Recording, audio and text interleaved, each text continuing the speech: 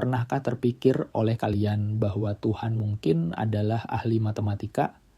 Dalam banyak aspek kehidupan, kita menemukan pola, keteraturan, dan hukum yang bisa dijelaskan dengan prinsip matematika. Bahkan dalam Al-Quran, kita menemukan berbagai konsep matematika yang mengesankan. Jadi, apakah ini hanya kebetulan atau ada desain luar biasa di baliknya? Mari kita mulai dengan konsep bilangan dalam Al-Quran. Dalam kitab suci ini, berbagai bilangan disebutkan dengan jelas, mulai dari bilangan kardinal seperti 1, 2, 3, hingga bilangan ordinal seperti pertama, kedua, ketiga. Menariknya, ada 30 bilangan kardinal yang disebut dalam Al-Quran, seperti 7 yang sering muncul dalam berbagai ayat, 7 lapis langit, 7 hari dalam seminggu, dan 7 putaran tawaf di Ka'bah. Tak hanya itu, operasi bilangan juga ada dalam Al-Quran. Misalnya, dalam surat Al-Kahfi ayat 25 disebutkan bahwa para penghuni gua tinggal selama 300 tahun ditambah 9 tahun.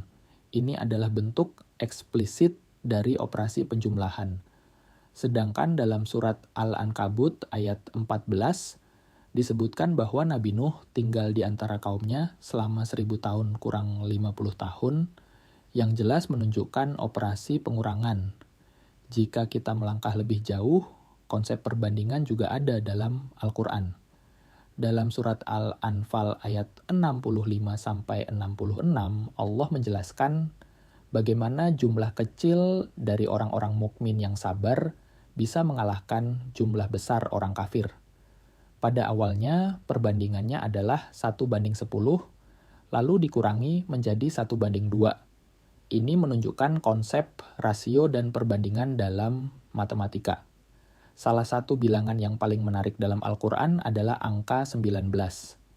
Dalam surat Al-Mudatsir ayat 30 disebutkan bahwa ada 19 malaikat penjaga neraka.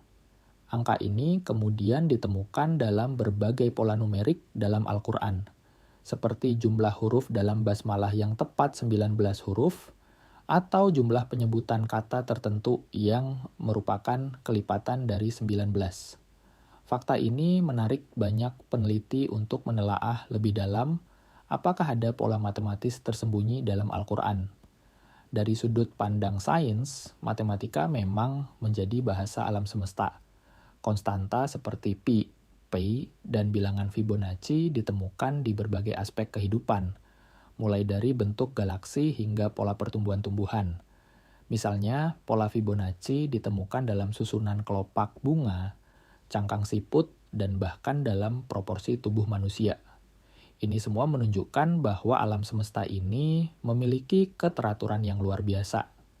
Keindahan matematika juga terlihat dalam hukum-hukum fisika yang mengatur alam. Persamaan Einstein E sama dengan mc², hukum gravitasi Newton, hingga mekanika kuantum, semuanya bekerja dengan dasar perhitungan yang sangat presisi. Bayangkan jika ada sedikit saja perubahan dalam konstanta-konstanta fundamental ini, mungkin kehidupan tidak akan bisa eksis seperti sekarang. Jadi, apakah Tuhan ahli matematika? Jika kita melihat semua bukti ini, dari pola bilangan dalam kitab suci, hukum-hukum fisika yang presisi, hingga desain alam semesta yang teratur, maka jawabannya sangat mungkin iya. Matematika tampaknya menjadi bahasa yang digunakan Tuhan untuk menciptakan dan mengatur alam semesta. Bagaimana menurut kalian? Apakah ini semua hanya kebetulan atau justru bukti nyata dari keberadaan kecerdasan luar biasa di balik semua ini? Tulis pendapat kalian di kolom komentar. Jangan lupa like dan subscribe untuk konten menarik lainnya. Sampai jumpa di video berikutnya.